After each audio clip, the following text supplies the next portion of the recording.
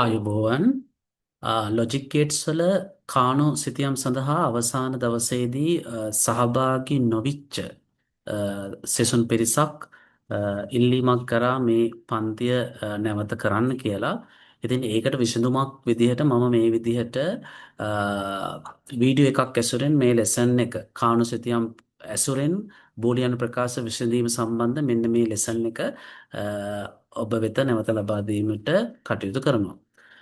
හරි. එතකොට එදින පන්තියට සහභාගී නොවිච්ච හැම දෙනෙකුටම මේක ඉතාමත්ම වටිනා වීඩියෝ එකක් වේවි. මේක බලලා මේ පාඩමේ Tamanට මගහැරිච්ච කොටස නැවත වතාවක් නැවත වතාවක් එකතු කර තමන්ගේ දැනුමට එකතු කරගනී කියලා මම බලාපොරොත්තු වෙනවා. හරි. කාණු සිතියම් තුළින් බෝලිය ප්‍රකාශයක් විසඳීම පුතේ. කාණු සිතියමක් තුළින් බෝලිය ප්‍රකාශයක් විසඳීම ඇත්තටම ඉතාමත්ම පහසුයි. දැන් අපි බෝලියානු වීජ ගණිත න්‍යායන් භාවිතා කරමින් බෝලිය ප්‍රකාශයක් විසඳීම සිදු කරා. නමුත් ඊට සාපේක්ෂව ඉතාමත්ම පහසුවෙන් කාණු සිතියම් ඇසුරෙන් බෝලියානු ප්‍රකාශයක් විසඳීමට හැකියාවක් තිබෙනවා. ඉතින් කොහොමද අපි මේ කාණු සිතියම් ඇසුරෙන් බෝලියානු ප්‍රකාශයක් පියවරින් පියවර විසඳන ආකාරය අපි විස්තරාත්මකව විග්‍රහ කරලා බලමු. හොඳයි. අපි මුලින්ම බලමු පුතේ. දැන් අපි කාණු සිතියමක් කියන්නේ මොකක්ද කියන එක අපි බලමු. ඇත්තටම පුතේ කාණු සිතියමක් කියලා කියන්නේ වගුවක්. ඉතින් වගුවක් ආකාරයෙන් අපිට බෝලියානු ප්‍රකාශයක් විසඳීම ඇත්තටම ගොඩක් පහසුයි. මොකද න්‍යායන් භාවිතා කරලා පියවරෙන් පියවරට ප්‍රකාශයක් විසඳීම වෙනුවට වගුවක් ඇසුරෙන් ඉතාමත්ම පහසු පියවර කිහිපයකින් විසඳීම ඉතාමත්ම පහසු වෙනවා. හොඳයි අපි මුලින්ම බලමු මේ දැන් වගුවක් කියලා කියපුවම අපිට මතක් වෙන්නේ මේ වගුවක තියෙනවා තීරු තියෙනවා පේලි තියෙනවා. හරි.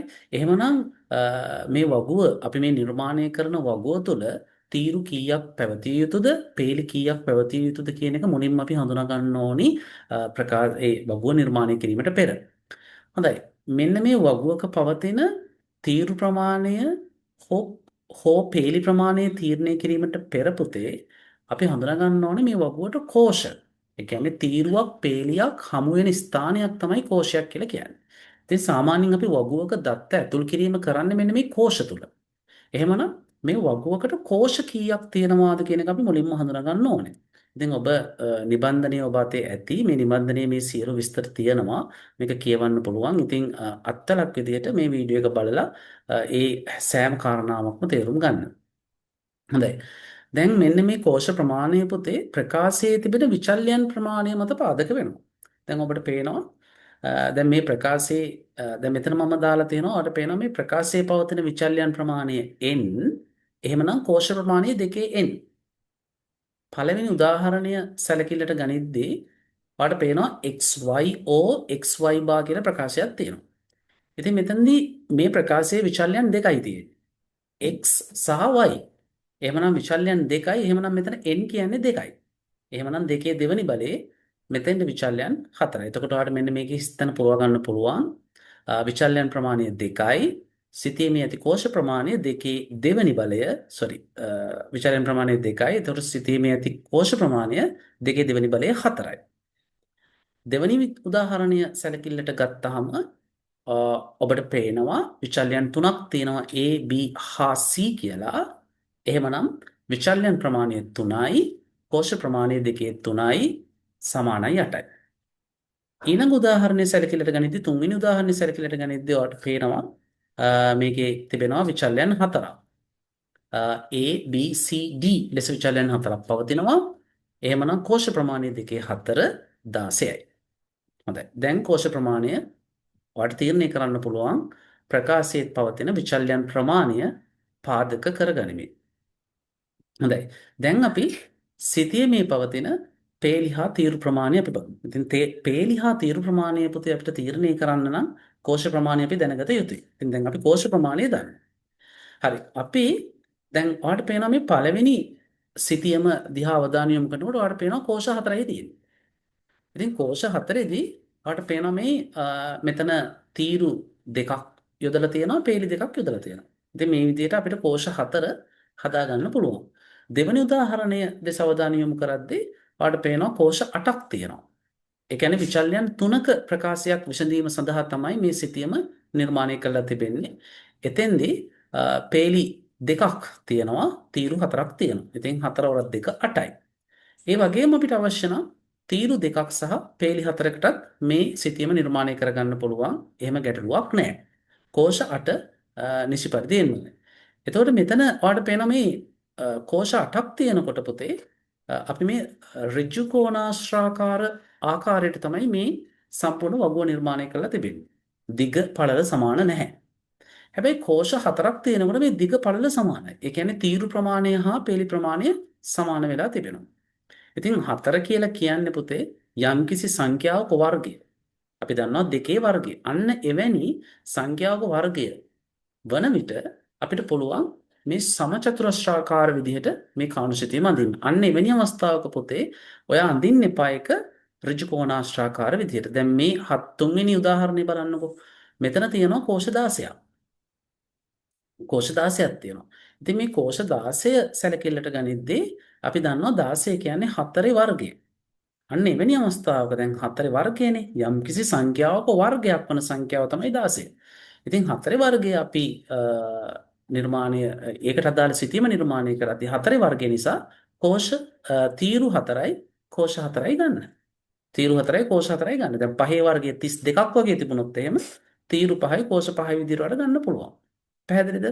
ඉතින් ඔන්න ඔය ආකාරයට පුතේ අර කෝෂ ප්‍රමාණය යම්කිසි සංඛ්‍යාවක වර්ගයක් වන සංඛ්‍යාවක් වන විට අන්න ඒ වර්ගය මොකක්ද කියලා බලන්න ඒ ප්‍රමාණයට සමචතුරස්‍රාකාර විදිහට කාණුසිතියම නිර්මාණය කරගන්න. හොඳයි. ඒ කොටස තේරුණා. ඒතර මම මෙතන පේලි හා තීරු සම්බන්ධ රූල්ස් මම දාලා තියෙනවා. කිසියම් විටක පුතේ කාණුසිතියමක් අඳිද්දී එක පේලියකට හෝ එක තීරුවකට වගුව නිර්මාණය කරන්න එපා. දැන් මේ දෙවෙනි උදාහරණය ගත්තොත් ඔබට පේනවා මෙතන කෝෂ 8ක් තියෙනවා. ඔයාට හිතෙන්න පුළුවන් තනි පේලියක් මම නිර්මාණය කරනවා මේ පේලියේ කෝෂ 8ක් නිර්මාණය කරනවා කියලා.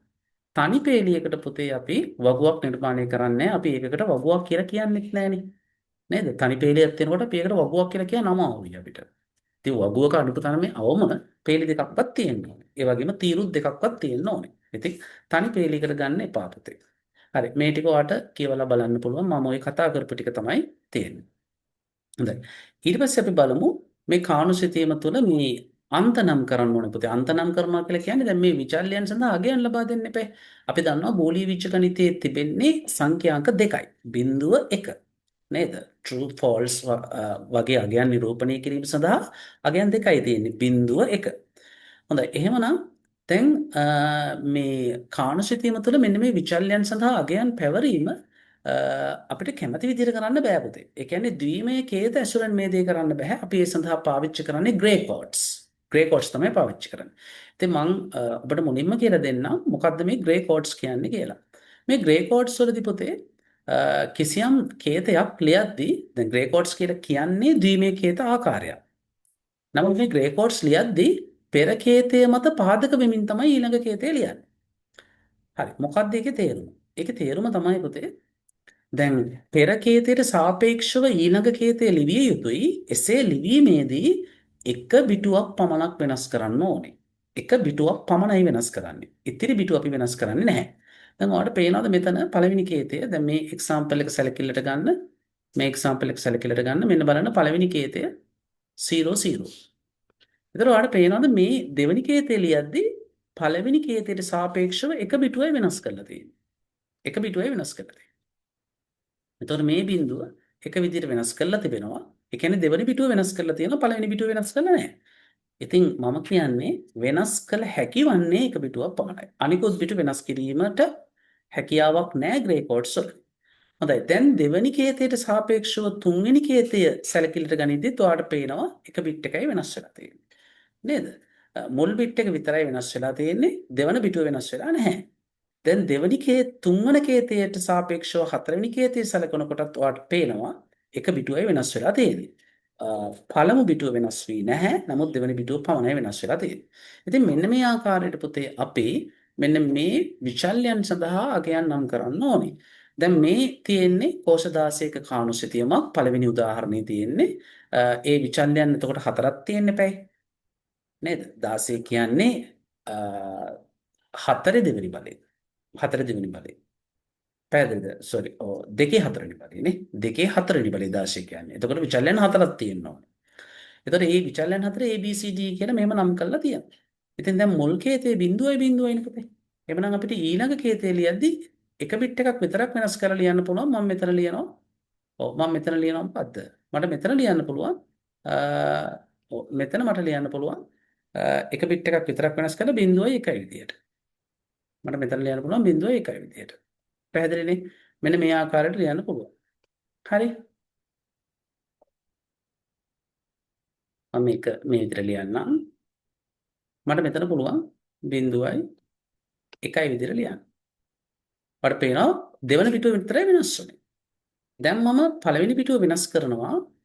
හැබැයි දෙවන පිටුව වෙනස් කරන්නේ නැහැ. බලන්න දෙවෙනි කේතයට සාපේක්ෂව තුන්වෙනි කේතයේ පළමු පිටුව විතරයි වෙනස් වෙන්නේ. ඊළඟ එකේදී මම පළමු පිටුව වෙනස් කරන්නේ නැහැ. දෙවන පිටුව වෙනස් කරනවා. ඉතින් මේ ආකාරයට මට පුළුවන් මේකේ කේතනය කිරීම කරන්න. මේ පැත්තත් මට මේ විදිහටම තමයි ඔයාලට පැහැදිලි. මේ පැත්තත් ඔයාලට මේ විදිහටම කේතනය කරන්න පුළුවන්. ඉතින් මේ විදිහට මෙතනත් කරන්න පුළුවන් ඔයාලට. බිඳුව එක තියෙනවා. මම පළවෙනි පිටුව වෙනස් නොකර දෙවන පිටුව වෙනස් කරොත් දෙවන පිටුව එක බිඳුව විතර වෙනස් කරනවා. නේ බලන්න. ඒතර බිඳුව දෙකයි. දැන් මම දෙවන පිටුව පළවෙනි පිටුව වෙනස් කරනවා මේ ආකාරයට. දෙවන පිටුව ඒ විදිහටම ලියනවා 0 විදිහට. ඒක 0 විදිහට ඒ විදිහටම ලියනවා. එක බිට් එකයි වෙනස් කරන්නේ කලින් කේතයට සාපේක්ෂව. මෙතෙන්දි මම මොකද කරන්නේ? පළවෙනි පිටුව වෙනස් කරන්නේ නැහැ. නමුත් දෙවෙනි බිට් එක 0.1ට මාරු කරනවා. මෙතෙන්දිත් ඔයාලට පේනවා හිස්තැනක් පුරවන්න. මෙතන 0.1 විදිහට තියෙනවා. අපි හිතමු දෙවෙනි පිටුව වෙනස් වෙලා තමයි මේ දෙවෙනි කේතේ ලියලා තියෙන්නේ. එහෙනම් දෙවෙනි පිටුව වෙනස් වෙලා නම් වෙනස් වෙලා තියෙන්නේ එක ලෙසට. එහෙනම් වෙනස් වීමට කලින් එයා 0 වෙන්න ඕන. එහෙනම් මෙතනත් 0. හරි. දැන් අපි පළවෙනි පිටුව වෙනස් කරමු. මෙන්න වෙනස් කරා. දෙවෙනි පිටුව වෙනස් කරන්නේ නැතුව එක විදිහට මේ විදිහටම ලියමු. දැන් අපි පළමු පිටුව දෙවන පිටුව අපි වෙනස් කරමු. එතකොට දෙවෙනි පිටුව කියන්නේ එක බිඳුව විදිහට වෙනස් වෙන්න ඕනේ. පළවෙනි පිටුව වෙනස් කරන්න නැතුව ලියන්න පුළුවන්. මේ විදිහට අපිට ගන්න පුළුවන්. පැහැදිලිනේ? මේ පහළට තිබෙන අන්තය C ඒක නම් එක බිට් එකක් තියෙන නිසා ඔයාලට කැමති විදිහට ලියන්න පුළුවන්. 0.1 විදිහට මම ලියලා තියෙනවා. ඔයාලට කැමති නම් එක බිඳුව විදිහට ලියන්න පුළුවන්.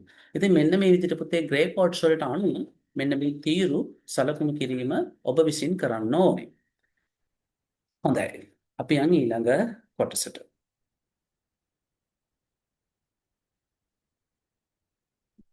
හොඳයි. ඊළඟ කොටසේදී අපි බලමු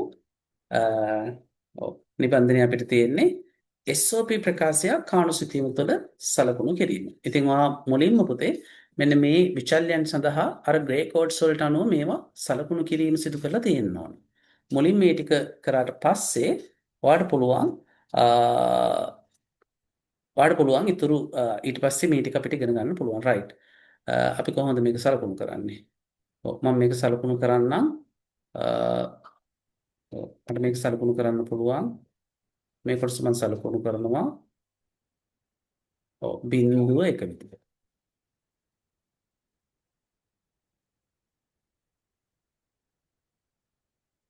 මෙතන බිඳුව මෙතන එක. එතන මෙතනත් බිඳුව මෙතනත් එක. රයිට්. දැන් අපි බලමු මේක කොහොමද අපි කාණු සිතීම තුළ සලකුණු කරන්න කියලා. SOP ප්‍රකාශයක පුතේ මෙන්න මේ එක ටර්ම් එකකට අපි කියනවා මිනි ටර්ම් එකක් කියලා. මේ තියෙන මිනි ටර්ම් එකක්. එතන මේකේ තියෙනවා මිනි ටර්ම්ස් දෙකක්. මේ මිනි ටර්ම්ස් වල පුතේ මේ බා එක නැත්තම් අපි කියනවා අනුපූරක විචල්්‍ය. මේ අනුපූරක විචල්්‍ය නිරූපණය කරන්නේ බිඳුවගේ. හරිද? අනුපූරක නොවන විචල්්‍ය කියන්නේ බා එකක් නැතුව සාමාන්‍ය විචල්්‍ය තිබුණොත් අන්න එතන අගය ඒ විචල්්‍ය අගය එක වෙනවා. හොඳයි එහෙමනම් ඔයාලට පැහැදිලි පළවෙනි පදයේ සැලකිල්ලට ගනිද්දී x කියන්නේ 1යි y කියන්නේ 1යි. එහෙමනම් ඔයා මෙතනින් තෝරගන්න x 1 වන පේළිය. මේ තියෙන්නේ. මෙන්න මේ අවසන් පේළිය. ඒ වගේම y 1 වන තීරුව. මොකද y තියෙන්නේ මේ තීරුව වලට. y 1 වන තීරුව. එතකොට x 1යි y 1යි කියන්නේ මෙන්න මෙතන තමයි ඡේදනය වෙන්නේ. මෙන්න මේ කෝෂය. අන්න ඒක මම නම් කරනවා පුතේ එක විදියට. SOP ප්‍රකාශයක ටර්ම් එකක් අපි ලකුණු කරන්නේ සිතීම තුළ පුතා එක විදිහට. දැන් මෙතන තියෙනවා x දෙවෙනි ටර්ම් එක බලන්න. මේ දෙවෙනි ටර්ම් එක. මේ දෙවෙනි ටර්ම් එකේදී x 1යි y බානේ තියෙන්නේ. එතකොට y බිඳුවයි. නේද? අනුපූරක විචල්්‍ය තියෙනවා නම් බිඳුවයි. එහෙනම් x 1යි y බිඳුව වෙන ස්ථානය තෝරගන්න. මෙන්න x 1යි පහළ පේලිය y බිඳුව වෙන්නේ පළමු තීරුව. එහෙනම් මෙන්න මේ ස්ථාන. ඔන්න ඔහොම තමයි එන්නේ පුතේ. ඔන්න බලන්න මම ටර්ම්ස් දෙකක් SOP ප්‍රකාශයේ තිබුණා. ඒ ටර්ම්ස් දෙකට මොකද කරේ මම ටර්ම්ස් දෙකට ගැලපෙන කෝෂ දෙක මේ ආකාරයට නම් කරා. හොඳයි. දැන් මට පුළුවන් මේ ඉතුරු එක සලකුණු වෙච්ච නැති කෝෂ මට බිඳුව විදිහට මේ වගේ සලකුණු කරන්න පුළුවන්. ඉතින් මෙන්න මේ විදිහට තමයි පුතේ අපි සලකුණු කිරීම කරන්නේ. හොඳයි අපි දෙවෙනි උදාහරණය කරමු බලන්න. දෙවෙනි උදාහරණට අනුවත් අපි මේ ටික නම් කරගමු. සාමාන්‍ය පුතේ ඩිෆෝල්ට් විදිහට නම් කරන්නේ මෙන්න මෙහෙමයි. පළවෙනි එක බිඳුව 2යි. ඊට පස්සේ බිඳුවයි 1යි. මේක බිඳුවයි 1යි. මෙතන 1 1 1 0. C0 1. හොඳයි. බලන්න දැන් පළවෙනි ටර්ම් එක. ඔයාලට පේනවා A කියන්නේ බිඳුවයි B 1යි C 1යි. හරි. ඕක ලකුණු කරමු අපි. A බිඳුවයි B 1යි. A බිඳුවයි B 1යි කියලා කියන්නේ පුතේ මෙන්න මේ දෙවෙනි තීරුව. හැබැයි C 1යි කියලා කියන්නේ අවසන් පේළිය. එහෙනම් මෙන්න මේ ස්ථානය. මෙතන 1. මෙතන බලන්න A 1යි B 1යි C බිඳුව. එහෙනම් A 1යි B 1යි කියලා කියන්නේ මේ තුන්වෙනි තීරුව. හැබැයි එතෙන්දී C බිඳුවයි කියන්නේ පළවෙනි පේළිය. එහෙනම් මෙන්න මෙතන. ඊළඟ එක බලන්න. A 1යි B බිඳුව C බිඳුව. හරි? A 1යි B බිඳුවයි කියන්නේ අවසන් තීරුව. එතෙන්දී C බිඳුවයි කියන්නේ පළවෙනි පේළිය. ඒ කියන්නේ මෙන්න මෙතන. අවසාන එක බලන්න A බිඳුවයි මොකද A බා තියෙනවා B 1යි C බිඳුවයි. එතන බිඳුවයි 1යි කියන්නේ දෙවන පේළිය. එතෙන්දී C බිඳුවයි. එතන මෙන්න මේක. හරි. ඉතින් ඔය ආකාරයට ඔයාලට පුළුවන් මෙතන සලකුණු කරන්න. හොඳයි. අපි මම A B නම් කරනවා. මෙන්න A බිඳුවයි B බිඳුවයි දෙකම බිඳුව.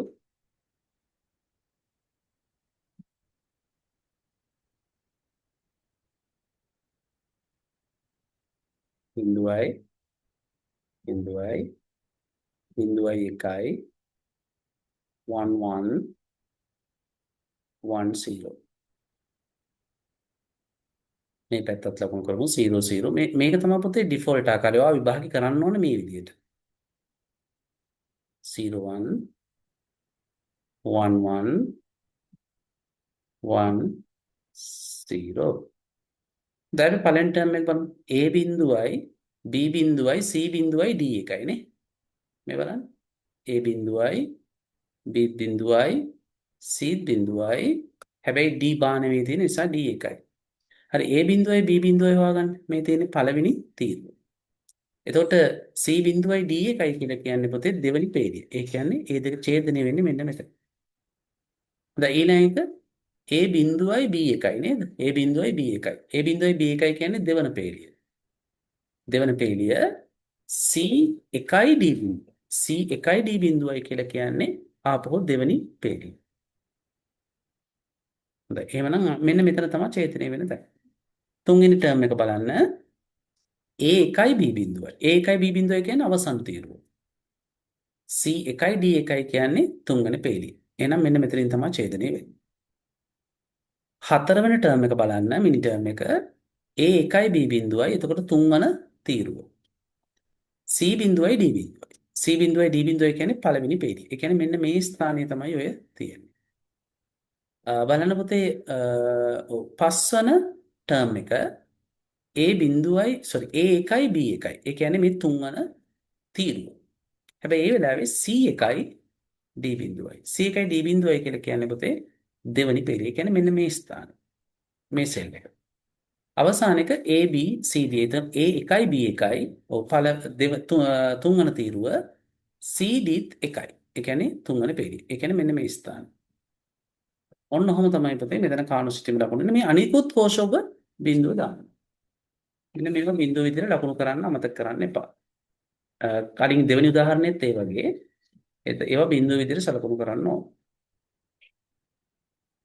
ඔන්න ඔය ආකාරයට අපි මේක අනිකුත් කෝෂ බිඳුව විදිහට සලකුණු කරන්න. ඉතින් මෙන්න මේ ආකාරයට තමයි පුතේ අපි SOP ප්‍රකාශය ලකුණු කරන්නේ. හරි මම හිතනවා ඒක තේරුණා කියලා. හොඳයි. අපි දැන් බලමු පුතේ POS ප්‍රකාශයක් අපි කොහොමද මේ කාණු සිතීම තුළ සලකුණු කරන්නේ කියලා. POS ප්‍රකාශයක් කාණු සිතීම තුළ සලකුණු කරන ආකාරය අපි බලමු.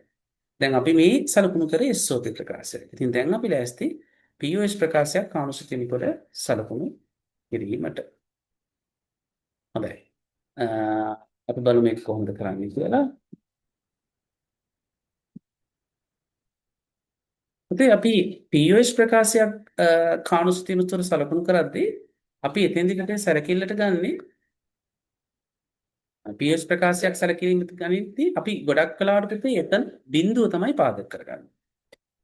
මෙන්න මේ POS ප්‍රකාශයක මෙන්න මේ ටර්ම් එකකට අපි කියනවා පුතේ මැක්ස් ටර්ම් එකක් කියලා. ඒව ඔයාලා දන්නවා මේ වෙන විට මැක්ස් ටර්ම් එකක් කියලා අපි කියනවා. ඉතින් මේ මැක්ස් ටර්ම් එක කෝෂය තුල අපි ලකුණු කරන්නේ බිඳුව විදියට. බිඳුව විදියට තමයි ලකුණු කරන්නේ. මෙතෙන්දී පුතේ අනුපූරක විචල්‍ය. ඒ කියන්නේ බාහික තිබෙන විචල්‍ය අපි එක විදියට තමයි හඳුනගන්නේ. දැන් මෙතන y බා නම් y එකයි. x නිකන්නේ තියෙන්නේ. එතකොට s බිඳුවයි. s බිඳුව විදියට තමයි තියෙන්නේ. මෙතන x බිඳුවයි y බිඳුවයි. හරි අපි ඒක දැන් ලකුණු කරමු මේ විදිහටම තමයි පුතේ අර ඉස්සෙල්ල විදිහටම තමයි සිතියමේ විචල්‍යයන් අපි මේ නම් කිරීම කරන්නේ. ඒකේ වෙනසක් නැහැ. හරි දැන් මෙතෙන්දී s y නේ තියෙන්නේ. එතකොට බායක තියෙනකොට නැත්නම් අනුපූරක විචල්‍යයට තමයි පුතේ එක දාගන්නේ. මතක තියාගන්න SOP එකේදී අනුපූරක විචල්‍යයට තමයි බිඳුව දැම්මේ. POS එකේදී අනුපූරක විචල්‍යයට තමයි අපි එක යොදන්නේ. හොඳයි මෙතන sy අනුපූරක විචල්‍යයන් මොකුත් නැහැනේ. එහෙනම් x බිඳුවයි y බිඳුවයි. මෙන්න x බිඳුව කියන්නේ පුතේ පළවෙනි පේලිය. y බිඳුව කියන්නේ පළවෙනි තීරුව. එහෙනම් මෙන්න මෙතෙන්. අපි මේක ලකුණු කරන්න පුතේ බිඳුව විදියට. අපි SOP එකේ එකනේ ලකුණු කරන්නේ. හැබැයි මේ POS එකේදී අපි ලකුණු කරන්න බිඳුව විදියට. හොඳයි ඊළඟ එක බලන්න. ඊළඟ එකෙත් ඔන්න x එතකොට x බිඳුවයි y බා නිසා y එකයි. ඒ කියන්නේ s බිඳුවයි කියන්නේ පළවෙනි පේලිය y එකයි කියලා කියන්නේ ඔව් දෙවෙනි තීරුව. එහෙනම් මෙන්න මේ ස්ථාන. දැන් අනිකුත් කෝෂ ඔබට පුළුවන් දැන් එක විදිහට ලකුණු කරන්න. අනිවාර්යෙන් ලකුණු කරන්න පුළුවන්. හරි අපි දෙවෙනි උදාහරණ දෙමු. ඒතර එතන තියෙනවා a bar o b o c. ඒතර a bar කියන්නේ 1යි b කියන්නේ බිඳුවයි c කියන්නේ බිඳුව. ඒතර 1යි බිඳුවයි බිඳුව. 1යි බිඳුවයි බිඳුව. ඒතර a 1යි b බිඳුවයි. a 1යි b බිඳුවයි කියන්නේ අවසාන තීරුව. ඒතර c බිඳුවයි. ඒ කියන්නේ පළවෙනි පේලිය. ඒ කියන්නේ මෙන්න මෙතෙන්ට තමයි දැන් අපිට බිඳුව ලකුණු කරන්න වෙන්නේ. දෙවෙනි ටර්ම් එකට යමු. a බිඳුවයි b එකයි c එකයි. a බිඳුවයි b එකයි c එකයි. a බිඳුවයි b එකයි කියලා කියන්නේ ඔයාලට පේනවා දෙවෙනි තීරුව. හැබැයි c එකයි එහෙනම් අවසන් පේලිය. එහෙනම් මෙන්න මේ ස්ථානයේ තමයි අපි බිඳුව විදිහට ලකුණු කරන්නේ. තුන්වන මැක්ස් ටර්ම් එකට අපි යමු. a b c තුන් දෙනාටම බායක තියෙනවා. ඒකේ අදහස් වෙන්නේ පුතේ a b c තුනම එකයි විදිහට. හරි. එහෙමනම් AB එකයි A සහ B එක වෙන තීරුව තියෙන්නේ තුන්වන තීරුවේ. එතෙන්දී C එක වෙන්නේ අවසන් පේළියේ. එහෙනම් මෙන්න මේ ස්ථානයේ තමයි බිඳුව විදිහට දාන්නේ. අවසාන මැක්ස් ටර්ම් එකට අපි යමු. එතන A බිඳුවයි B එකයි C බිඳුවයි. A බිඳුවයි B එකයි C බිඳුවයි. එතන A බිඳුවයි B එකයි කියලා කියන්නේ නැවත වතාවක් දෙවනි තීරුව හැබැයි C බිඳුව. ඒතර පළවෙනි එක. මෙන්න මේ විදිහට තමයි පුතේ ඒක සිද්ධ වෙන්නේ. හරි නේද මම සලකුණු කරා. ඔන්න ඔය ආකාරයට තමයි පුතේ අපි මෙතන කවුන්ට් සිස්ටම් ලකුණු කරන්නේ. ඉතින් ඔබට පුළුවන් මේ විදිහට මෙතනත් ලකුණු කරන්න. මම මේකේ පළවෙනි ටර්ම් එක විතරක් වාට ලකුණු කරන්නම්. ඊටු ටික වාට ලකුණු කරන්න පුළුවන්. හොඳයි. A බා කියන්නේ මෙතන පැහැදිලිවම 1 B කියන්නේ බිඳුවයි C කියන්නේ බිඳුවයි D බා කියන්නේ 1යි. හොඳයි. AB 1යි බිඳුවයි. 1යි බිඳුවයි කියලා කියන්නේ පුතේ මෙන්න මේ අවසාන තීරුව. බිඳුවයි 1යි කියලා කියන්නේ බිඳුවයි 1යි කියලා කියන්නේ පළවෙනි පේළිය. දෙවෙනි පේළිය. එතන මේ ස්ථානයේ තමයි බිඳුව ලකුණ. ඉතින් ඔයාලට පුළුවන් තවත් ටර්ම්ස් තුනක් තියෙනවා. දෙකක් තියෙනවා. මේ දෙකට මේ ටික ලකුණු කරලා ඔයාලට පුළුවන් අනිකුත් ලකුණු වෙන්නේ නැති කෝෂ එක විදිහට ලකුණු කරන්න. හරි. එහෙනම් ඔන්න ඔය කොටස ඒ තාමත්ම වැදගත්. හොඳයි. දැන් එහෙමනම් අපි SOP ප්‍රකාශයක් සලකුණු කරන විදිහ, POS ප්‍රකාශයක් සලකුණු කරන විදිහ අපි හඳුනාගත්තා. හොඳයි. දැන් අපි බලමු අපිට මේ කාණුසිතීම ඇසුරෙන් පුතේ මේ වගේ සලකුණු කරපු එකක් අපිට පිළිතුරු ලබා ගන්න නම් අපි මේක කාණ්ඩගත කරන්න ඕනේ. ඉතින් කාණුසිතියම් ඇසුරෙන් අපි බෝලි ප්‍රකාශ විසඳීමේදී මේ සෑම පියවරක්ම වැදගත් පුතේ. මොකද මේ යම් හෝ පියවරක් අපිට වැරදුනොත් අපිට නිවැරදි පිළිතුර ලැබෙන්නේ නැහැ. ඒක නිසා සෑම පියවරක්ම අපි නිවැරදිව සිද්ධ කරන්න ඕනේ. හොඳයි. අපි දැන් එහෙමනම් යන්නේ ඊළඟ පියවරේදී මෙන්න මේ සිතීමේ අගයන් කාණ්ඩගත කරන්න. පොතේ අපි SOP ප්‍රකාශයන් නම් කාණ්ඩගත කරන්නේ එකෙහි අගයන්.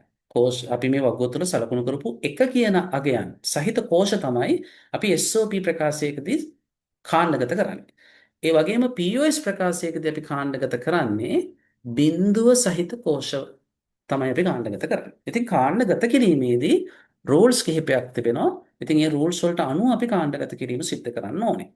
හරි අපි බලමු මේ එකින් එක බලමු පුතේ කාණ්ඩගත කරන්න පුළුවන් මේ රූල්ස් මොනවද? ඒ වගේ දේවල් ටික අපි බලමු. හරි. එහෙනම් අපි ඉස්සරහට ගිහලා ඒ ටික කතා කරමු. මේ ටික මකා ගන්නම්.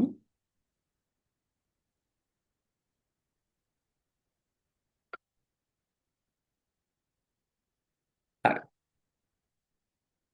පුතේ අපිට දැන් මේ පළවෙනි එක වැරදි කියලා තියෙනවා. දැන් ඔයාලට නිබන්ධනීය ඇති මේ පළවෙනි එක වැරදි කියලා. ඒ කියන්නේ පුතේ ඔයාලට එකම කාණ්ඩයට එක හා බිඳුව ගන්න බෑ.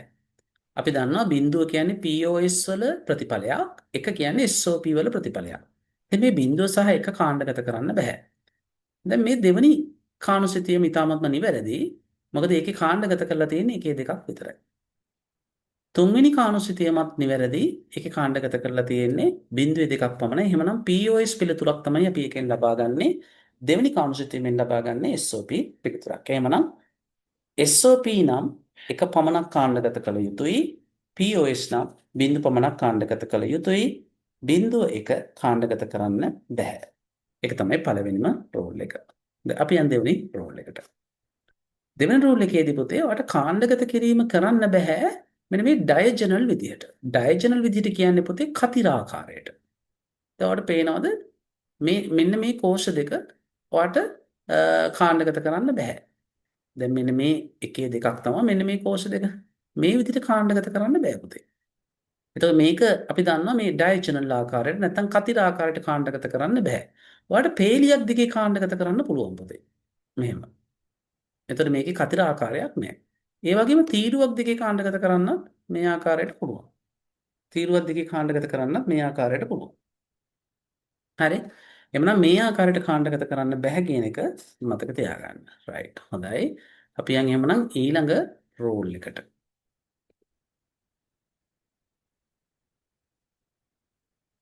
ඊළඟ රූල් එක පුතේ අපිට මේ කාණ්ඩයක අපි දන්නවනේ SOP එකක් අපි සලකුණු කරන්නේ නැත්නම් SOP ප්‍රකාශයක අපි කාණ්ඩගත කිරීම කරන්නේ එකෙහි කාණ්ඩ. POS ප්‍රකාශයක අපි කාණ්ඩගත කිරීම කරන්නේ බිඳුවේ කාණ්ඩ.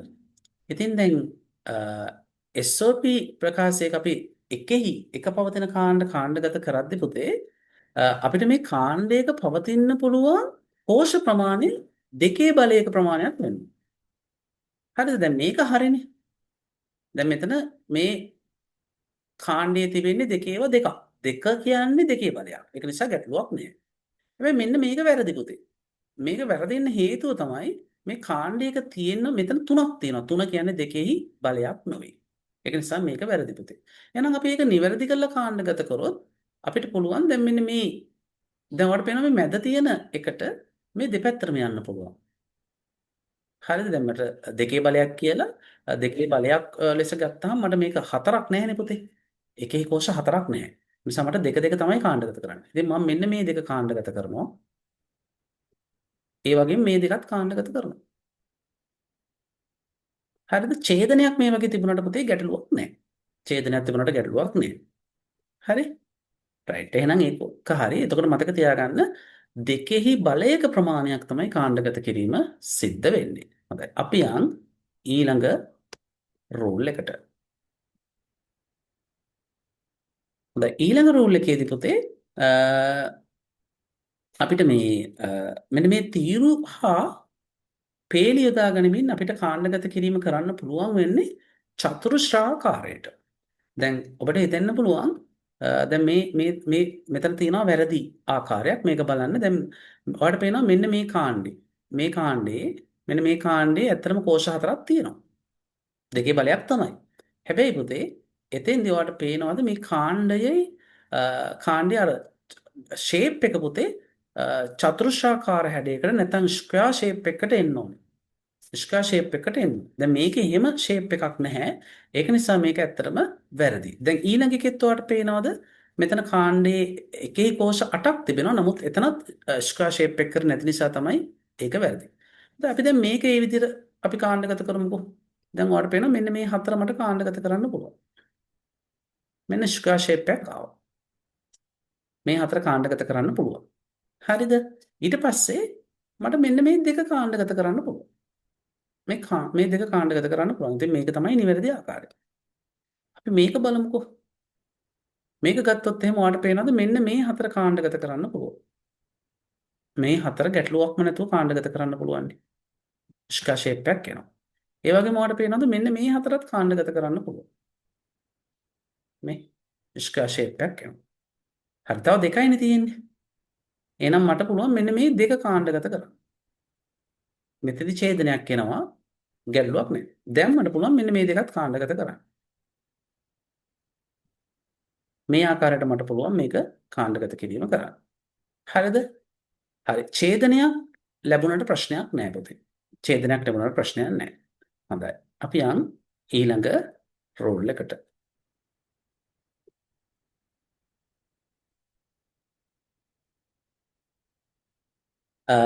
ඊළඟ රූල් එක තමයි පුතේ දැන් කාණුශිතයේ අපි දැන් මෙන්න මේක වැරදි පුතේ. දැන් ඔබට හිතෙන්න පුළුවන් ඇයි මේක වැරදි කියලා. ඔයාලට පේනවද දැන් දෙකේ කාණ්ඩනේ හදලා තියෙන්නේ. දෙකේ කාණ්ඩ තුනක් හදලා තියෙනවා. ඇත්තටම පුතේ කාණ්ඩයක පවතින්න පුළුවන් කෝෂ ප්‍රමාණය උපරිම කිරීමට හැකියාව පවතින විට එහෙම උපරිම කරන්න ඕන. හැබැයි අර දෙකේ බලයක ප්‍රමාණයක් විය යුතුයි. හැකියතරම් උපරිම කරන්න පුළුවන්. දැන් ඔයාලට පේනවද මෙතන කාණ්ඩ දෙකක් හදන්න නැතුව අපිට පුළුවන් මේ හතරම එක කාණ්ඩයකට ගන්න. ඉතින් එහෙම ඒ හතරම එක කාණ්ඩයකට ගැනීම වෙනුවට මෙතෙන්දි කරලා තිබුණේ මොකද්ද? මෙතෙන්දි කරලා තිබුණේ කාණ්ඩ දෙකක් නිර්මාණය කිරීම. මේ බලන්න. මම මේක නිවැරදි කරොත් මේ හතර මට එක කාණ්ඩයකට ගන්න පුළුවන්. ඒ කියන්නේ කාණ්ඩයකට අයත් වෙන කෝෂ ප්‍රමාණය පුතේ සෑම විටම උපරිම කරන්න බලන්න. මේක වැරදි. ඒ වගේම තමයි පුතේ මෙන්න මේ මෙතනත් දැන් ඔයාලට හිතන්න පුළුවන් එහෙනම් මේක 4යි මේක දෙකක් විදිහට ගන්න පුළුවන්. එහෙම නෑ පුතේ. ඔයාලට පුළුවන් මෙන්න මේකත් 4ක් විදිහට ගන්න. මේ බලන්න. මේ පළවෙනි තීරුවම එක කාණ්ඩයක් විදිහට ගන්න පුළුවන්. දැන් දෙකක් කාණ්ඩගත කරන්න පුළුවන් තමයි. හැබැයි 4ක් කාණ්ඩගත කරන්න පුළුවන්කම තිබියදී දෙකක් කාණ්ඩගත කිරීම වැරදි. මෙතෙන්දි ඡේදනයක් වෙනවා. ඒක ගැටලුවක් නෑ. කාණ්ඩයක පවතින්න පුළුවන් කෝෂ ප්‍රමාණය උපරිම විය යුතුයි. ඒකයි රූල් එක. හොඳයි. ඊළඟ එක්සැම්පල් එක බලන්නකෝ. දැන් ඔයාලට පැහැදිලි මේක වැරදි. ඒකට හේතුව තමයි ඔයාලට පේනවා මෙන්න මෙතන හතරේ කාණ්ඩයක් හදාගන්න තිබුණා. ඒක නිසා ඒක වැරදි. දැන් ඔයාලට පේනවද ඒක යන්තාක් දුරට නිවැරදි කරලා මේ හතරේ කාණ්ඩය හදලා තියෙනවා. මේ හතරේ කාණ්ඩය හදලා තියෙනවා. මේ හතරත් හදලා තියෙනවා. ඔයාලට පේනවා මෙන්න මේ හතරත් හදලා තියෙනවා. මෙතන ඒක කරලත් නැහැ. හරිද? නමුත් තවදුරටත් මේක වරද්දලා තියෙනවා. තවත් දුරටත් මේක වැරදි කියලා කියනවා. රයිට්. අපි බලමු දැන් මෙතන මම උඩින් කාණ්ඩගත කරපු ටික මකන්නම් මම. හොඳයි. දැන් අපි බලමු මෙතන කාණ්ඩ ඇත්තටම කීයක් තියෙනවද කියලා. ඇත්තට කාණ්ඩ කීයක් තියෙනවද කියලා බලමු. මෙන්න මේ දෙකේ කාණ්ඩ 1යි. මෙන්න මේ දෙකේ කාණ්ඩ 3යි. එතන මේ දෙකේ මෙතන හතරේ කාණ්ඩයක් තියෙනවා. උන කාණ්ඩ 3යි. මෙතනත් හතරේ කාණ්ඩයක් තියෙනවා. කාණ්ඩ 4යි. ඇත්තටම පුතේ මෙතන වැරද්ද මොකද්ද? මෙතන වැරද්ද දැන් මෙතන කාණ්ඩ 4කට මේක අරන් තියෙනවා. කාණ්ඩ ප්‍රමාණය පුළුවන් තරම් අඩු කර ගන්නත් ඕනේ. හැබැයි අර කාණ්ඩයක තියෙන එකේ ප්‍රමාණය හැකිතරම් වැඩි කර ගන්න ඕනේනේ. අන්න ඒ කන්ඩිෂන් එක මෙතන වෙලා නැහැ. ඔයාලට පේනවද පුතේ මෙන්න මේක කරන්න තිබුණා නේද? මේ හතර කාණ්ඩගත කරන්න තිබුණානේ. එහෙම නැතුව මේ දෙක විතරක් කරන්න තියෙනවා. හරි. මම මේක නිවැරදිව කාණ්ඩගත කරොත් කොහොමද? මට පේනවා පුතේ මේ හතර. ඕ මම මේ හතර කාණ්ඩගත කරා. යම් ආකාරයකින් මෙන්න මේ බිට් එක වුණා නම් මට 8ක් ගන්න තිබ්බා. හරි. දැන් මට තව හතරක් පේනවා පුතේ. මේ හතරක් මට පේනවා. දැන් මෙයා එළියේනේ. මෙන්න මේ තුන්වෙනි පේළිය. එහෙනම් එයා එළියේ. දැන් එයාත් එක්ක මට මෙයාත් එක්ක දෙකේ කාණ්ඩයක් හදන්න පුළුවන් මෙන්න මේ දෙක. එහෙම නැතුව මම හතරේ කාණ්ඩයකටම යනවා පුතේ. මොකද කාණ්ඩයක පවතින ප්‍රමාණය උපරිම වෙන්න. මට මේ දෙකට නම් පුතේ හතරේ කාණ්ඩයක් යන්න විදිහක් නැහැ. ඒක නිසා මම මොකද කරන්නේ මේ දෙකට දෙකේ කාණ්ඩයක් යනවා. මෙන්න මේ විදිහට පුතේ උපරිම කරගන්න ඕනේ.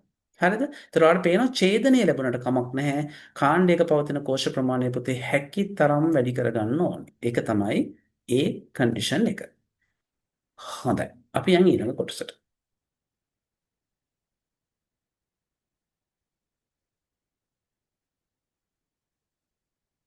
දැන් අපි යන් ඊළඟ කොටසට. දැන් කිසිම විකල්පයක් නැති කෝෂයක් තිබුණොත් පුතේ ඔයාට ඒක තනි කෝෂයක් විදිහට කාණ්ඩගත කරන්න පුළුවන්. හොඳයි අපි බලමු මේක. දැන් මේ දෙක ඔයාට පැහැදිලි කාණ්ඩගත කරන්න පුළුවන්. මම මේ SOP එකක් තෝරන්නේ. ඔයාට මේ දෙකත් කාණ්ඩගත කරන්න පුළුවන්. හැබැයි ඔයාලට පේනවද මෙන්න මෙයාට. මෙයාට පුතේ යාබද කෝෂයක් නැහැ තව එක තියෙන. ඒ නිසා මම මෙයාව තනි කාණ්ඩයක් විදිහට තමයි ගන්නේ. හරි? අපි මේකත් සැලකිල්ලට ගමු. මෙන්න මේ හතර කාණ්ඩගත කරන්න පුළුවන්. මම මේ SOP එකක් ගන්නෙ. මේක POS එකට ගන්න කියන්නේ right. POS එකට ගමු අපි. අපි මේක POS එකට ගමු. POS නම් පුතේ අපි දන්නවා බිංදුව ඉවනේ අපි කාණ්ඩගත කරන්නේ. එහෙනම් මට මෙන්න මේ හතර මට පේනවා. මට 8ක් පේන්නේ නැහැ මේ කොහෙවත්. ඒක නිසා මම මේ හතර කාණ්ඩගත කරනවා මුලින්ම. ඊට පස්සේ මට පේනවා මෙන්න මේ දෙක කාණ්ඩගත කරන්න පුළුවන්. තව මට පේනවා මේ දෙක. ඔව් මට මෙන්න මෙයාට කාණ්ඩගත කරන්න එකක් නැහැ පුතේ. මේ උඩින් එක තියෙන්නේ පහළමුත් එක දෙපැත්තෙමුත් එක. ඒ නිසා මම මෙයාව තනි කෝෂයක්, තනි කාණ්ඩයක්. මෙයාටත් මට ඒ වගේ. එයත් තනි කාණ්ඩයක්. මොකද එයාගේ දිසා හතරෙම බිඳුව පවතින කෝෂයක් නැහැ. ඉතින් මෙන්න මේ ආකාරයට පුතේ මතක තියාගන්න කාණු සිතියමක් තුළ විකල්ප නැත්නම් ඒක තනි කෝෂයක කාණ්ඩයක් විදිහට අපිට හඳුනා ගැනීම කරන්න පුළුවන්. හොඳයි. අපි යන් ඊළඟ රූල් එකට.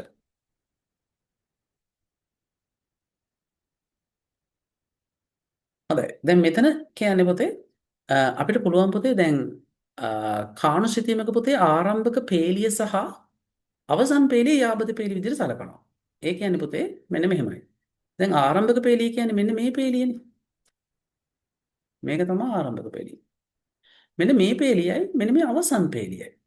මේක සිතියමක් නේ පුතේ. මේක ඇත්තටම වගුවක් විදිහට අපි සලකන්නේ නැහැ සිතියම. ඉතින් සිතියමක දැන් මේක සිලින්ඩරයක් විදිහට හැදුවොත් ඔයාලට පේනවද මේ ආරම්භක පේළියයි අවසන් පේළියයි යාබද වෙනවා. අපි මේක සිලින්ඩරයක් විදිහට හැදුවොත්. ඉතින් මතක තියාගන්න පුතේ කාණු සිතියමක ආරම්භක පේළිය සහ අවසන් පේළිය යාබදයි. එහෙනම් අන්න ඒ වගේ තියෙන කෝෂ අපිට ලකුණු කරන්න පුළුවන් අපි ওই උඩින් කතා කරපු රූල්ස් වලට අනුව. හරි අපිට මේකේ 8ක් නම් පේන්නේ නැහැ පුතේ. 4ක් බලන්නකෝ. මෙතනත් අපිට 3යි පේන්නේ මේ දෙවෙනි පේළිය තුල. මට එකපාරටම පේනවා පුතේ මෙන්න මේ 4. මේ බලන්න මේ 4 මට පේනවා. මම මේ 4 ලකුණු කරනවා.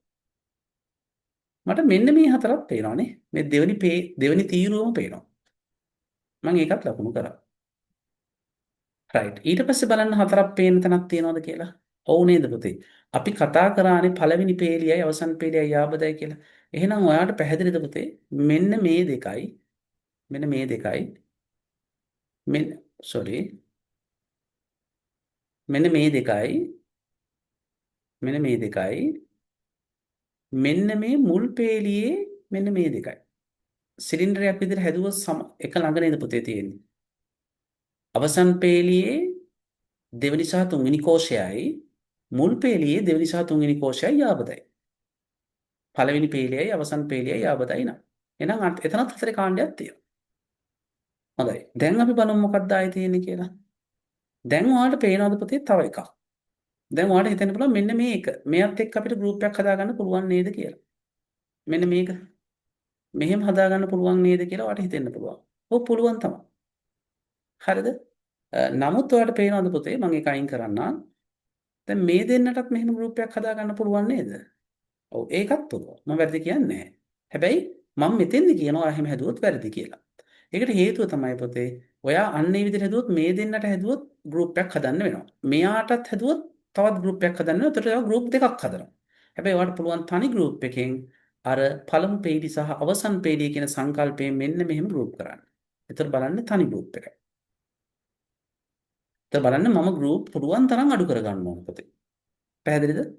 ඒ විදිහට අපිට මේක හදන්න පුළුවන්. මෙන්න මෙයාට නම් පුතේ විකල්ප නැහැ. උඩිනුත් නැහැ යටිනුත් නැහැ. ඒක නිසා මෙන්න මෙයාත් එක්කනම් ගෲප් එකකට යන්න වෙනවා. මෙන්න මේ ගෲප් එකේ යන්න වෙනවා. ඕ.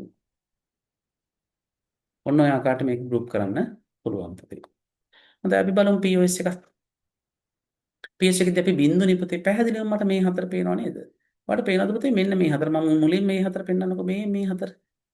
පළමු පේලියේ මේ අවසන් කෝෂ දෙකයි අවසන් පේලියේ අවසන් කෝෂ දෙකයි මේ එක ගෲප් එකක්. හතරේ ගෲප් එකක්.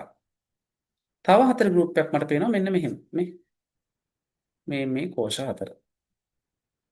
හරි. තව දෙකයිනේ පුතේ ඉතුරු වෙලා තියෙන්නේ. මට මේ දෙක මේ විදිහට ගන්න පුළුවන්. හරි. සියල්ල ගෲප් වුණා. මේ ආකාරයට ගන්න පුළුවන්. හොඳයි. ඒ කොටසත් පැහැදිලි. එහෙනම් මේ රූල් එක මතක තියාගන්න. පළමු පේලියයි අවසන් පේලියයි යාබදයි. හොඳයි. දැන් අපි යමු ඊළඟ රූල් එකට. ඊළඟ රූල් එකේදී පුතේ අපි කියන්නේ පළමු තීරුවයි අවසන් තීරුවයි යාබදයි කියලා. right අපි බලමු මේ SOP එකට මේක ගෲප් කරන්න. මට පේනවා මෙන්න මේ හතර නම් පුතේ ඍජු. මම ඒක ඔය විදිහට ගන්නවා. තව හතරක් පේනවද බලන්න. මට තව හතරක් නම් පේන්න නැහැ නේද? ඔව්. තව හතරක් පේන්න නැහැ. අපි බලමු. මෙන්න මෙයාට පුතේ විකල්ප නැහැ නේද මේ? මේ අවසන් පේලියේ මේ තුන්වෙනි කෝෂයේ ඉන්න එක්කනට. එයාට මෙයාත් එක්කම යන්න වෙනවා. මෙන්න මෙයාත් එක්ක ගෲප් එකක් හදාගන්න වෙනවා. රයිට්. ඒකත් බලමු. මෙයා බලන්න පුතේ. ඔව්. රයිට්. බලන්න පුතේ මෙන්න මේක බලන්න මේ පළවෙනිම කෝෂයේ තියෙන එකයි මෙන්න මේ කියන්නේ පළවෙනි පේලියේ පළවෙනි කෝෂයයි පළවෙනි පේලියේ අවසන් කෝෂයයි බලන්න. දැන් මුල් තීරුවයි අවසන් තීරුවයි යාබදයි නම් මේ දෙන්න මට මෙන්න මෙහෙම ගෲප් කරන්න පුළුවන් නේ පුතේ. මෙන්න මෙහෙම ගෲප් කරන්න පුළුවන්. ඕම ඔය ආකාරයට ගෲප් කරන්න පුළුවන්. හරි. ඒ වගේම මට මෙන්න මේ දෙන්නත් පුළුවන් නේද? මෙයයි මෙන්න මෙයයි. හරිනේ දැන් සියල්ල ගෲප් වෙලා තියෙන්නේ. නිසා ගැටලුවක් නැහැ. ওই විදිහට තමයි මට මේක ගෲප් කරන්න පුළුවන් වෙන්නේ. හොඳයි අපි මේ POS එකත් බලමු. බිංදු ඒවා. පැහැදිලිවම මට මෙන්න මේ බිංදු හතර පේනවා පුතේ. මොන බිංදු හතරද? මෙන්න මේ බිංදු හතර මට පේනවා. නේ. අර අපි කලින් ඉගෙන ගත්ත රූල් එකට. ඒ වගේම මෙන්න මේ බිංදු හතරක් පේනව නේද? පළමු තීරුවයි අවසන් තීරුවයි නේ. හරි නේද? මේ විදිහට මට පේනවා. හරි. දැන් මට මෙන්න මෙයා පුතේ. එයාට විකල්ප නැහැ. නමුත් මට මෙයත් එක්ක දෙකට හදා ගන්න පුළුවන්. මෙයත් එක්කත් දෙකට හදා ගන්න පුළුවන්. නමුත් මේ හතරම මට ගන්න පුළුවන්. පුළුවන් තරම් ගෲප් එක තියෙන ප්‍රමාණය වැඩි කරගන්න. හරි. දැන් මට ඉතුරුලා තියෙන්නේ මෙයා විතරයි පුතේ. ඇත්තටම මට එයත් හතරකට ගන්න පුළුවන් පුතේ. ඒක මගේ ඊළඟ රූල් එක. මම ඒක දැම්මම කියලා දෙන්නම්. මෙන්න මේ කෝණ හතරේ තියෙන. දැන් ඔයාලට හිතෙන්න පුළුවන් දැන් මෙහෙම ගන්න පුළුවන් නේ. මෙයයි ගන්න පුළුවන්. ඔය එහෙම ගන්න පුළුවන් තමයි. හැබැයි ඊට වැඩි දෙයක් මේකේ තියෙනවා. මෙන්න මේ ශීර්ෂ හතරේ තිබෙන කෝෂත් පුතේ යාබදයි. එතකොට මට මෙන්න මේ ශීර්ෂෙයි මෙන්න මේ ශීර්ෂෙයි පැහැදිලිද? මෙන්න මේ ශීර්ෂෙයි එක ගෲප් එකකට ගන්න පුළුවන්. හරි? ඒ රූල් එක තමයි අපි ඊට පස්සේ කතා කරන්නේ. ශීර්ෂ හතරක තියෙන කෝෂ යාබදයි. හරි. අපි යන් ඊළඟ රූල් එකට. ඔව් ඊළඟ රූල් එක මම ඔයාලට කලින්ම දැන් කිව්වා. ඒ තමයි පුතේ කාණුෂිතියමක ශීර්ෂ හතරෙහි පවතින කෝෂ යාබදයි ඒවා අපිට ගෲප් කරන්න පුළුවන්. මේ තියෙන්නේ. ඔයාලට මම මේක දාලම තියෙනවා. මේ ආකාරයට නැමුවොත් මේ බලන්න මේ ශීර්ෂ හතරේ තියෙන කෝෂය යාබදයි මේක හතරේ ගෲප් එකක් විදිහට අපිට හඳුනා ගන්න පුළුවන්. හරි. ඔන්න ඔය විදිහට තමයි පුතේ අපි කාණුෂිතියමකව කාණ්ඩ ලකුණු කරන්නේ. නොතේරෙන තැනක් තිබෙනවා නම් ආයි වීඩියෝ එක බලන්න. එතකොට ඔයාලට ඒක තේරුම් ගන්න පුළුවන් වෙයි. හරි නැත්තම් මට මැසේජ් එකක් දාන්න මම අනිවාර්යයෙන්ම උත්තරයක් දෙන්නම්. හොඳයි අපි යමු කාණු සිතීමක් ඇසුරෙන් බෝලි ප්‍රකාශ සුළු කරන තැනට මේක තමයි අපේ අවසාන පියවර. හරි? හරි. දැන් මම මේ කාණු සිතීම ලකුණු කරනවා. හරි? අපි ඉගෙන ගත්ත විදිහට මම මේක ඉක්මනින් ලකුණු කරන්න. හොඳයි මෙන්න y අන්තය 0 1 yes 0 1 හරි මම මේක ලකුණු කරන්නම් මේක SOP එකක් SOP එකේදී අනුපූරක විචල්‍යයට තමයි බිඳුව දාන්නේ සාමාන්‍ය විචල්‍යයට 1 xy කියන්නේ x1යි y1යි x1යි y1යි කියලා කියන්නේ මෙන්න මෙතන පැහැදිලි කරාපම right මෙතන xy බා කියන්නේ x1යි y බිඳුවයි ඔව් x1යි කියන්නේ මෙන්න මේ අවසන් පේලිය y බිඳුවයි කියන්නේ මෙන්න මෙතන හොඳයි එහෙනම් මේ දෙක බිඳුව ඔන්න මම සලකුණු කිරීම කරා දැන් ගෲප් කරද්දී ඔයාලට පැහැදිලි මෙන්න මේක තමයි ගෲප් කරන්න වෙන්නේ මෙන්න මේ ටික තමයි ගෲප් කරන්න වෙන්නේ හරි දැන් මම පිළිතුර ගන්නම් පොතේ පිළිතුර ගනිද්දී මම මෙන්න මෙයාට පිළිතුරක් ගන්නවා හරිද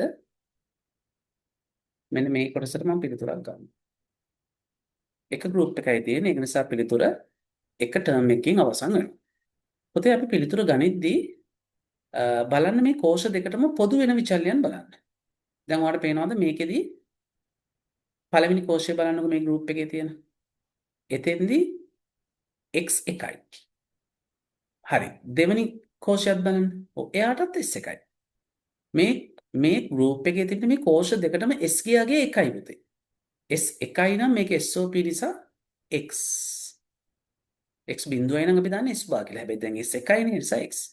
දැන් y බලන්න දැන්. පළවෙනි කෝෂයට y බිඳුවයි දෙවෙනි කෝෂයට y 1යි. ඉතින් y වෙනස් වෙනවා පුතේ. වෙනස් වෙන ඒවා ලියන්නේ නැහැ. එහෙනම් මේකේ පිළිතුර පුතේ x විතරයි.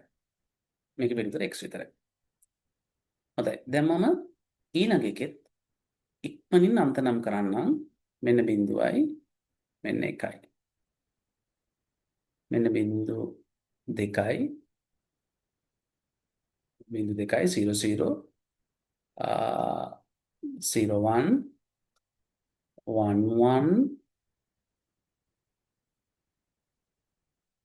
11 10 10 හරි පළවෙනි ටර්ම් එක අපි ලකුණු කරමු a bar bc එතකොට SOP එකක් මිනි ටර්ම් එකක් තියෙන එක විදිහට තමයි ලකුණු කරන්නේ.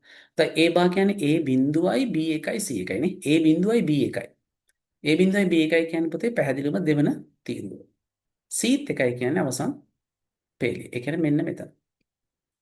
දෙවෙනි එක බලන්නකෝ ABC බා. එතකොට A1යි B1යි C බිඳුවයි. A1යි B1යි කියන්නේ තුන්වෙනි තීරුව. හැබැයි C බිඳුවයි කියන්නේ පළවෙනි පේලිය. එතකොට මෙන්න මෙතන. තුන්වෙනි මිනි ටර්ම් එක AB බා C බා. එතකොට A1යි B බිඳුවයි. එතකොට අවසන් තීරුව C බා කියන්නේ C බිඳුවයි. එහෙනම් පළවෙනි පේලිය. මෙන්න මේක. අවසාන මිනි ටර්ම් එකට යන් අපි A බා B C බා. එතකොට පුතේ ඒ බා කියන්නේ එතකොට A බිඳුවයි B එකයි. එතකොට පැහැදිලිද මේ පළවෙනි දෙවෙනි තීරුව ඒ වගේම ඔව් C බා නිසා C බිඳුව. එහෙනම් පළවෙනි පේලිය. ඒ කියන්නේ මෙන්න මෙතන එන්නේ. හරි. දැන් ගෲප් කරන විදිහ බලමුකෝ අපි. මේක ගෲප් කරන විදිහ වට පැහැදිලි හොඳටම. මේක ගෲප් කරන්නේ මෙන්න මේ එකේ දෙක යන්න පුළුවන්. මේ එකේ දෙක යන්න පුළුවන්. මෙන්න මේ දෙක යන්න එපා පුතේ. දැන් කට්ටිය මේ දෙකක් දානවා. මොකද මේ දෙක අවශ්‍ය නැහැ පුතේ. මොකද දැන් ඔයා මේ අන්තිම ගෲප් එකකින් කරපු දෙක දැනටමත් ගෲප් දෙකක තියෙනවා. සියලුම එකේව ගෲප් වෙලා තියෙන වෙලාවක තව අලුතෙන් ගෲප් හදන්න යන්න එපා. ඡේදනය වුණාට කමක් නැහැ කියලා හදන්න යන්න එපා. ඒක තේරුමක් නැහැ. නිවැරදි පිළිතුර එන්නේ නැහැ. හරි. දැන් අපි බලමු මෙන්න මේ ගෲප් එකට පිළිතුර. මේ ගෲප් එකට පිළිතුර බලන්න මේ කෝෂ දෙකටම කවුද පොදු බලන්නකෝ. මේ කෝෂ දෙකටම A බිඳුවයි. ඔයාලට පැහැදිලිද මේ? A බිඳුවයි මෙතෙන්ටත් A බිඳුවයි. A බිඳුව නම් පුතේ A බා. A බා. මේ කෝෂ දෙකටම B1යි. මේ පළවෙනි කෝෂයටත් B1යි දෙවෙනි කෝෂයටත් B1යි. B1යි නම් B B B1යි නම් B. හරි? රයිට්. දැන් මම මෙතෙන් උත්තරයක් ගන්නවා. හරි බලමු මේ කෝෂ දෙකට මොනවද පොදු කියලා. පළවෙනි කෝෂයට බලමු. අපිට පේනවද කෝෂ දෙකටම A ගියාගේ එකයි. මේ A එකයි මෙතනත් A එකයි. A එකයි නම් පුතේ A. A එකයි නම් A. sorry A A බා නෙවෙයි A. හරි. එතකොට මේ කෝෂ දෙකටම B බලන්න. B එකයි මෙතන B එකයි. හැබැයි මෙතන B බිඳුවයි. B වෙනස් නිසා B ලියන්නේ නැහැ පුතේ. හැබැයි C ඔයාලට පේනවද C දෙකටම බිඳුවයි. මේ කෝෂයටත් C බිඳුවයි. මේ කෝෂයටත් C බිඳුවයි. C බිඳුවයි නිසා මම ලියනවා C බා කියලා. හරිනේ? එහෙනම් පළවෙනි ගෲප් එකට අනුව C ගියගේ වෙනස් වුන නිසා C ලිව්වේ නැහැ. දෙවෙනි ගෲප් එකට අනුව B ගියගේ වෙනස් වුන නිසා C B ලිව්වේ නැහැ. එහෙනම් මේකේ පුතේ අවසාන උත්තරේ මොකද්ද? A බා B. පැහැදිලිද? මේකේ අවසාන උත්තරේ මේ මිනි ටර්ම්ස් දෙක ලියන්න පුතේ. එතකොට මිනි ටර්ම්ස් ලියන්නේ SOP විදියටනේ. එතකොට SOP කියලා කියන්නේ මේ ගුණිත පදවල එකතුවක්. මිනි ටර්ම් එකක් කියලා කියන්නේ ගුණිත පදයක්. මේ මෙහෙම එකතුවක් දාන්න. ඔන්න A C බා. මේ විදිහට අපිට උත්තරේ ගන්න පුළුවන්. හොඳයි. ඔයාලට මෙන්න මේකේ උත්තරේ ගන්න පුළුවන්. ගෲප් කරලා උත්තරේ ගන්න. මම ඒක ගන්නෙ නැහැ. මම POS එකක් සුරු කරන විදිහ ඔයාලට කියලා දෙනවා. POS එකක් සුරු කරන විදිහ කියලා දෙනවා. ඔයාලට මේ විදිහටම මෙන්න මේ K-map එකේ පිළිතුර ගන්න පුළුවන් SOP ආකාරයෙන්.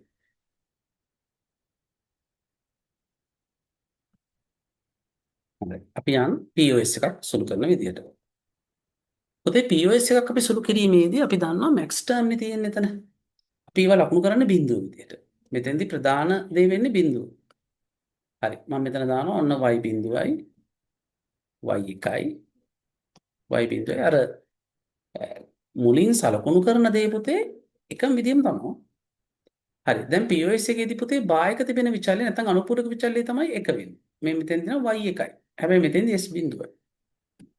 මෙතෙන්දිත් s බිඳුවයි පළවෙනි ටර්ම් එකේ s බිඳුවයි y බිඳුවයි. y බිඳුවයි. හරි බලන්න. x බිඳුවයි y බිඳුවයි. මෙන්න x බිඳුවයි y බිඳුවයි මෙන්න මෙතන. ඒක ලකුණු කරන්න අපි බිඳුව විදියට පුතේ. අර SOP එකේ එක විදියට ලකුණු කරාට අපි මේකේ ලකුණු කරන්න බිඳුව විදියට. හරි දෙවෙනි ටර්ම් එක බලන්න s බිඳුවයි y එකයි. මෙන්න s බිඳුවයි y එකයි කියන්නේ මේ මෙතන. හරි. එහෙනම් මේ දෙක එක. මේ දෙක එක. දැන් අපි ගෲප් කරන්නේ පුතේ මොනවද? SOP නෙමෙයි මේක POS එකක් නිසා දැන් අපි ගෲප් කරන්නේ බිඳුවේ. ඔය මේ විදියට. හරි මේකේ උත්තරයක් බලමු. මේකට අපි උත්තරයක් ගමු. හරි බලන්න මොනවද පොදු කියලා. මේ කෝෂය ගත්තොත් y බිඳුවයි. හැබැයි මේ කෝෂයට y එකයි. එහෙනම් y වෙනස් වෙන නිසා y ලියන්නේ නැහැ. හරි. පළවෙනි කෝෂයට x බිඳුවයි දෙවෙනි කෝෂයටත් x බිඳුවයි. x බිඳුවයි නම් පුතේ x. ඕක තමයි උත්තරේ. හොඳයි මම දෙවෙනි එක කරන්නම්. දෙවෙනි එක කරන්නම්.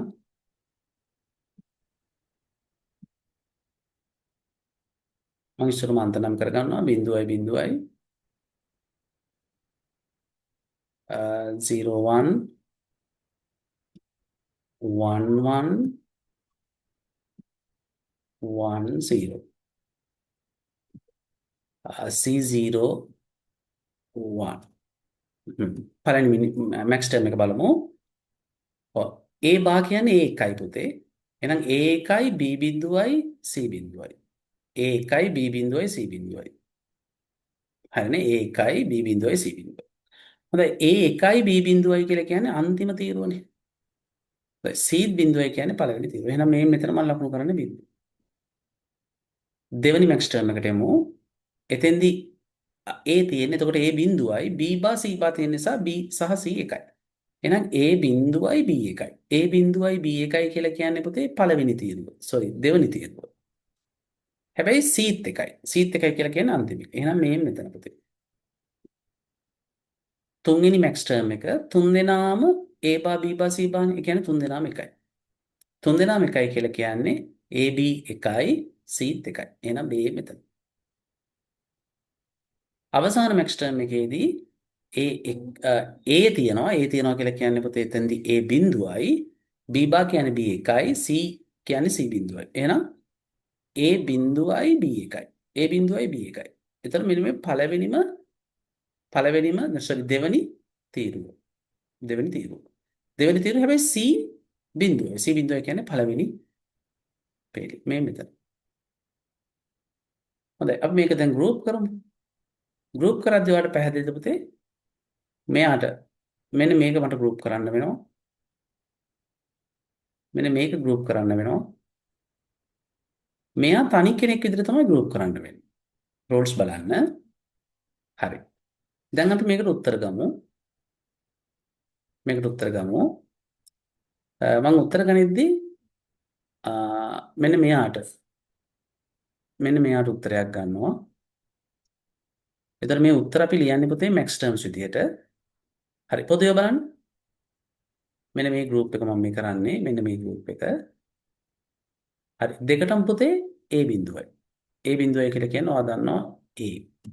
A බා නෙවෙයි. හරි. මැක්ස් ටර්ම් විදිහට තමයි ලියන්නේ. දැන් දෙකටම B එකයි. B එකයි කියන්නේ අපි දන්නවා පුතේ B බා. ඔන්න පුතේ A එතන උත්තරේ. දැන් අපි යම් මෙන්න මේ ගෲප් එකට දැන්. මෙන්න මේ ගෲප් එකට රයිට් මම යාට උත්තරයක් ගන්නවා. ඒකට බලන්න A පළවෙනි කෝෂයට A බිඳුවයි දෙවෙනි කෝෂයට A එකයි. A වෙනස් වෙන නිසා A ලියන්නේ නැහැ. පළවෙනි කෝෂයට B එකයි දෙවෙනි කෝෂයටත් B එකයි. B එකයි කියන්නේ පුතේ B බා. B බා. හරිනේ? B බා. මොකද දෙකටම B එකයි. හරි. එතකොට A වෙනස්. දෙකටම C එකයි. ඔයාලට පේනවා මේ කෝෂයටත් C එකයි මේ කෝෂයටත් C එකයි. එහෙනම් එතන C බා. දැන් මැක්ස් ටර්ම්ස් විදිහට තමයි ලියන්නේ. ඒ නිසා මෙතෙන් ඩොට්. අන්තිම එක්කෙනාගේ පුතේ ගෲප් වෙලා තියෙන තනි කෝෂයක් විතරනේ. එතකොට එයාගේ වේරියබල්ස් ටික ඒ විදිහටම එනවා. ඒ කියන්නේ මෙයාට A එකයි. එතකොට A බා. O එයාට B බිඳුවයි. එතකොට B ඒ වගේම එයාට C බිඳුවයි. එතකොට C බා. ඒ ටර්ම් එක එහෙමම ලියන්න ඕනේ පුතේ. C බා ඔය විදිහට ලියන්න. හරි එහෙනම් මේකේ උත්තරේ මම යටින් ලියන්නම්. එක ටර්ම් එකක් A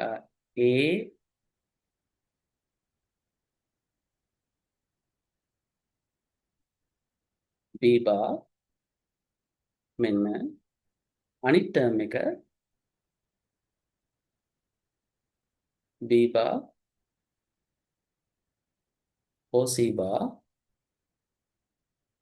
අවසාන ටර්ම් එක අර ගෲප් තිබුණ නැති එක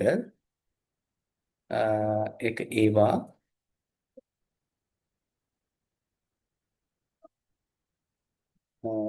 B බාත් වෙනවද ඒකේ? නෑ ඒක B නේද? ඔව් B එකයිනේ පුතේ. නෑ සෝරි. එතකොට පොඩ්ඩක් ඉන්න. ඔව් ඒ B එන්නේ ඒකේ. මොකද B බිඳුවයිනේ. ඒකේ B පා එන්නේ නෑ. B මොකද මෙතෙන්දී B බිඳුවයි පුතේ. B බිඳුවයි කියලා කියන්නේ B විතරයි ඈ. B පා එන්නේ නෑ. මගේ අතින් ඒක කියනකොට වැරදිලා තියෙන්නේ. මෙතන B මෙතනත් C විතරයි. මොකද C බිඳුවයිනේ.